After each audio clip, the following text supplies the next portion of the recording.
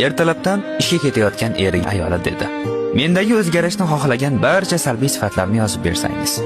Men a'zo bo'lgan ayollar jamiyati shuni xohlayapti" dedi. Bir qog'ozga yozdi: "Men xotinimni qanday bo'lsa shundayligicha sevaman. Unda hech qanday ayb ko'rmayman." U buklangan qog'ozni ayollar jamiyati talab qilganidek ayoliga berdi. Ertasiga uyga kelganida ayoli juda ham boshqacha kayfiyatda kutib oldi. Uning ko'zlarida shodlik ko'z yoshlari jilvanib turardi.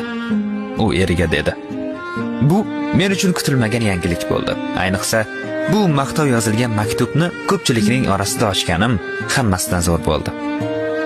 Aytadi: "Xotinimni undan ortiq ayblari bor edi.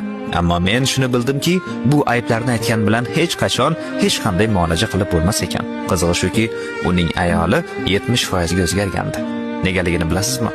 Bu maqtovning qarshi chiqib bo'lmaydigan sehridir. Bu moddiylik barobar qilmaydigan sanoning quvvatidir.